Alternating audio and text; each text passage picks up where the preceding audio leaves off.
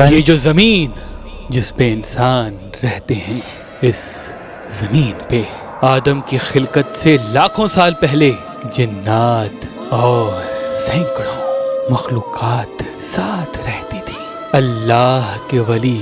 حضرت شاہ شمس تبریز سے پوچھا گیا کہ آپ کہتے ہیں کہ بلی کا رونا انسان کے لیے بہتر نہیں ہوتا، ایسا کیوں؟ تو شاہ شمس تبریز نے فرمایا کہ خلقت آدم سے لاکھوں سال پہلے جب زمین پہ جنات رہتے تھے، کچھ مخلوقات سے جنات نفرت کرتے تھے تو کچھ سے پیار، تو ویسے ہی جنات کا راجہ عزازیل، جس کی ایک بیوی تھی جس کا نام کبیرہ تھا، وہ بلیوں سے پیار کرتی تھی اور اس کے آس پاس بلیاں ہوا کرتی تھی، اور یوں جنات اور یہ بلیاں، جس کو اسرانی زبان میں مشمتیا کہتے ہیں، ساتھ رہنے لگے، پیار کرنے لگے۔ اگر کوئی جانور، بلیوں کی جتنے بھی نسل زمین پہ موجود تھے، اسے کوئی تکلیف ہوتی تھی تو اس کا بدلہ جنات لیا کرتے تھے، لیکن جب اللہ نے جنات کی طاقت کو محدود کیا اور ان کے لیے صرف رات کو رکھ دیا تو یہ سلسلہ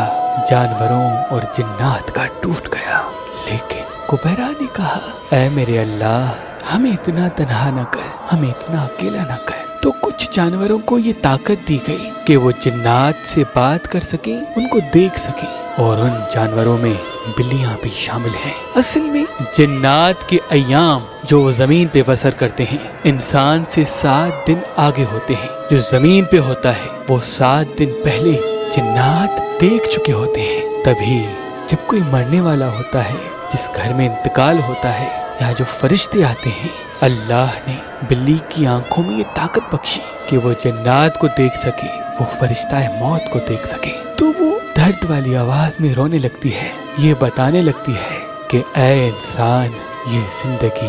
جس کو تو ہمیشہ کے لیے سمجھتا ہے، جیسے یہ آج مرنے والا ہے ویسے سب مر جائیں گے، اپنے اعمال بہتر کرو۔ تو لوگوں نے کہا، اے اللہ کے ولی، اگر ہمارے گھر یا ہمارے آس پاس کوئی بلی روئے تو ہم کیا کریں؟ تو شاہ شمس تبریز نے کہا، تم حسب توفیق صدقہ نکالا کرو اور 27 مرتبہ چاروں کل کا ورد کر کے اپنے اللہ سے دعا مانگا کرو، اللہ ہر پریشانی سے تمہیں محفوظ رکھے گا۔ اور اگر تم کسی بڑے سفر پہ جا رہے ہو اور اچانک سے بلی سیدھے طرف سے الٹے طرف چلی جائے اور پھر مڑ کے تمہارے چہرے میں دیکھے تو سمجھ جانا کہ یہ اللہ کی مخلوق تمہیں اشارہ دے رہی ہے کہ تمہاری طرف کوئی خطرہ ہے۔ اس وقت بھی صدقہ دیا کرو اور فوراً 27 مرتبہ چاروں کل پڑھ کے پھر سفر کی طرف اپنے قدم بڑھایا کرو، اللہ تمہیں ہر خطرے سے محفوظ رکھے گا۔ لیکن اگر بلی رستہ کاٹنے کے بعد مڑ کے نہ دیکھے تو اس کا مطلب کہ وہ انجانے میں تمہارا رستہ کاٹ گئی،